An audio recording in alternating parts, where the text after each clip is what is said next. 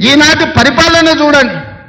అంతెందుకు telephone tapping గురించి మీకు తెలుసు కదా, భార్యాభర్తలు మాట్లాడుకుంటే కూడా ఫోన్ లేని పరిస్థితి ఆయనలో ఉండే. ఇవాళ మమ్మల్ని బహిరంగ కూర్చి ఏమన్నా దూషించినా ఫోన్లలో మాట్లాడుకున్నా మీకు అందరికీ స్వేచ్ఛగా లేరా? ఫోన్లలో భయపడుతున్నారు ఇప్పుడు మాట్లాడానికి. గతంలో ఎట్లుండే, ఇవాళ ఎట్లుంది? ఈ స్వేచ్ఛ 4 కోట్ల తెలంగాణ ప్రజలకు వచ్చిందా రాలేదా?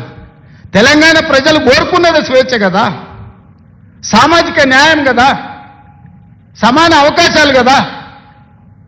ఈనాడు కులగణన కావచ్చు, లేకపోతే ఎస్సీ వర్గీకరణ కావచ్చు. ఇవాళ మంత్రివర్గంలో 4 దళితులు, ఒక స్పీకర్, 5 మంది ఉన్నారు. ఆ ఒక ఏకలింగం ఉండే, ఆ ఏకలింగం ఉండే ఆ ప్రభుత్వంలో. ఇవాళ ఈ వేదిక మీద 5 మంది ఉన్నారు, 4 మంత్రులు, ఒక స్పీకర్, దళిత సామాజిక వర్గం నుంచి ఇవాళ ఈ వేదిక మీద కూర్చున్నారంటే సామాజిక న్యాయం అనేది కాంగ్రెస్ పార్టీతోనే సాధ్యమవుతుంది. సమాన అవకాశాలు ఈ ప్రభుత్వంలోనే ఉంటాయి. 60,000 ఉద్యోగాలు ఇచ్చింది మన పార్టీ, మన ప్రభుత్వం సంవత్సరం తిరిగే లోపల. నేను ఛాలెంజ్ చేస్తున్న భారతదేశంలో స్వతంత్రం వచ్చినప్పటి నుంచి ఏ రాష్ట్ర ప్రభుత్వమైనా, ఉమ్మడి రాష్ట్రంలో కూడా, ఆనాడు ఆంధ్రప్రదేశ్లో కూడా ఒక్క సంవత్సరంలో 60,000 ఉద్యోగాలు ఇచ్చిన చరిత్ర లేదు. మన ప్రభుత్వం 60,000 ఉద్యోగాలు ఇవాళ ఇచ్చింది. శాఖల వారిగా నేను లెక్క చెప్తా.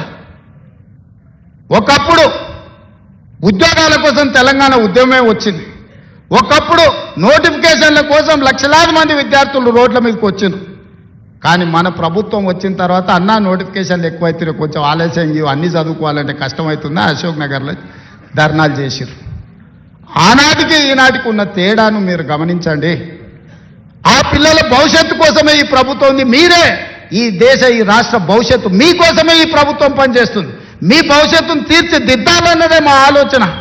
మాకేముంటుంది, మేము అన్ని సాధించినాం, మాకు రావాల్సిన అవకాశాలన్నీ మాకు వచ్చినాయి. ఇంకా మేము కొత్తగా సాధించేది ఏం లేదు. మాకు ఆనందాన్ని ఇచ్చేదే మీ భవిష్యత్తు. మిమ్మల్ని తీర్చిదిద్దుతే మేము విజయం సాధించినట్టే. ఇవాళ మీ అందరి కోసం ఈ రైతుల పిల్లలే ఈరోజు వ్యవసాయ శాఖ యూనివర్సిటీలో చదువుకుంటున్నారు. ఇవాళ డాక్టర్లైనా, లాయర్లైనా, ఇంజనీర్లైనా, ఐఏఎస్ ఐపీఎస్లైనా ఈరోజు ఈ రైతుల పిల్లలే ఈరోజు డాక్టర్లు, లాయర్లుగా రాణిస్తున్నారు. ఇవాళ ఐఏఎస్లలో మన వాళ్ళు ఉండాలి, సివిల్ సర్వీసెస్లో ఉండాలని ఢిల్లీకి వెళ్ళి చదువుకుంటున్న విద్యార్థులకు రాజీవ్ గాంధీ గారి పేరు మీద వాళ్ళకు ఆర్థికంగా సాయం అందించాలి. పేదోళ్ళ పిల్లలు ఢిల్లీలో వెళ్ళి చదువుకోవాలంటే కష్టంగా ఉందంటే సివిల్స్కు ప్రిపేర్ అయ్యే వాళ్ళకు 2 లక్షల రూపాయలు చదువుకున్న పిల్లలకు ఆర్థిక సాయాన్ని మన ప్రభుత్వం అందించింది.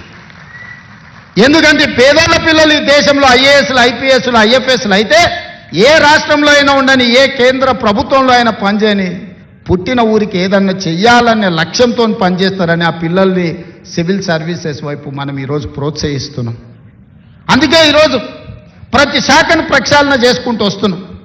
ప్రతి ప్రయత్నం చిన్న చిన్న తప్పులు ఎక్కడైనా దొర్లినా ఎంబడే సరిదిద్దుకొని వాటిని ముందుకు తీసుకెళ్తున్నాం.